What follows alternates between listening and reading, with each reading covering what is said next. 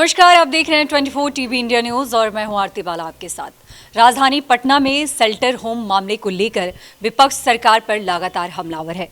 इस दौरान समाज कल्याण विभाग शक के घेरे में आ गई है।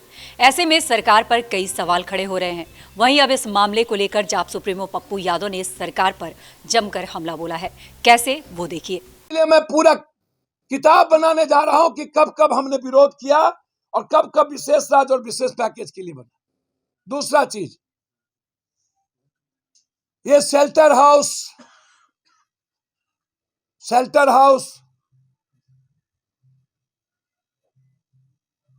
सीबीआई कहां खो गई?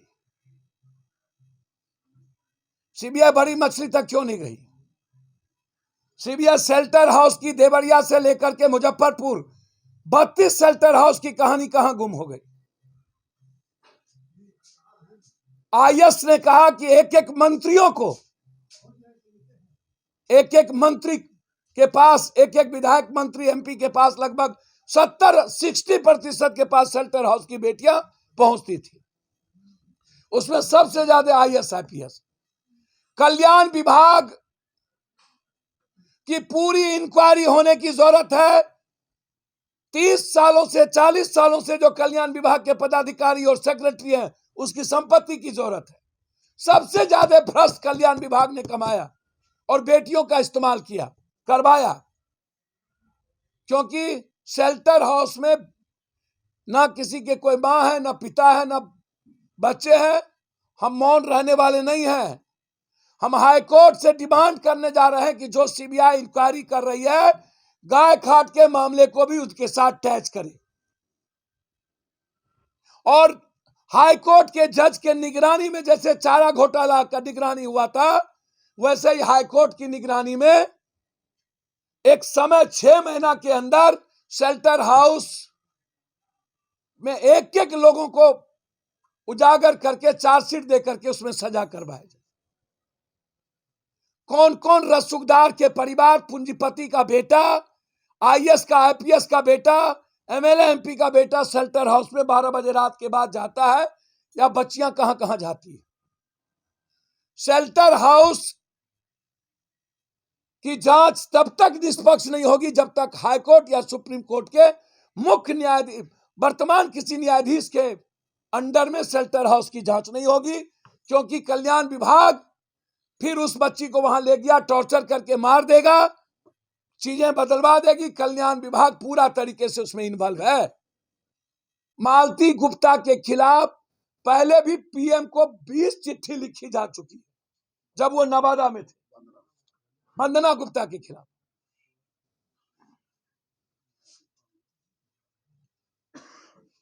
ये छोटी चीज नहीं है।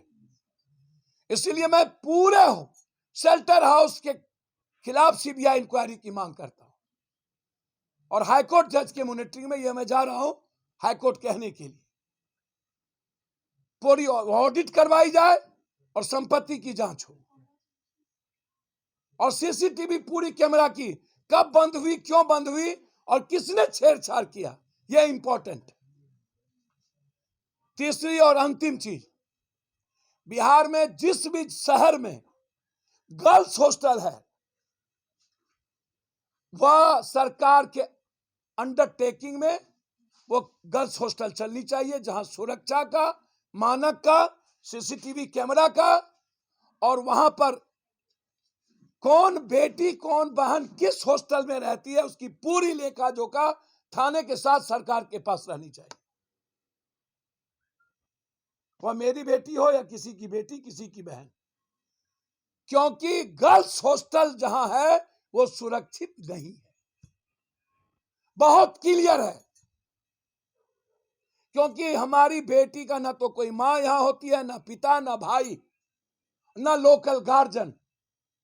फिर हम किसी प्राइवेट नर्स गर्ल्स हॉस्टल में बिना किसी के चारित्रिक certificate, character certificate, girls hostel के मालिक का पूरा सर्टिफिकेट कि उसको गर्ल्स हॉस्टल खोलने की इजाजत किस मानक पर मिलनी चाहिए, क्योंकि वो बॉयज हॉस्टल नहीं है।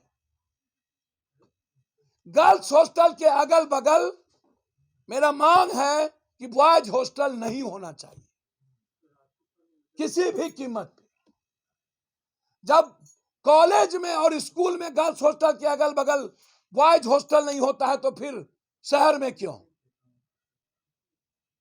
यह सिर्फ मेरा सवाल नहीं है, पूरे बिहार के हर घर की बेटियों का, जो पढ़ती है, जो बच्ची को पढ़ाना चाहती है, उसका सवाल है। इसलिए मैं गर्ल्स हॉस्टल का मानक तय करना चाहता हूं, उसमें गवर्नमेंट इस प्रक्रिया को फुलफिल करे। तो सुना आपने, जाप सुप्रीमो पप्पू यादव ने अब सरकार से इस मामले को लेकर सीबीआई जांच की मांग की है।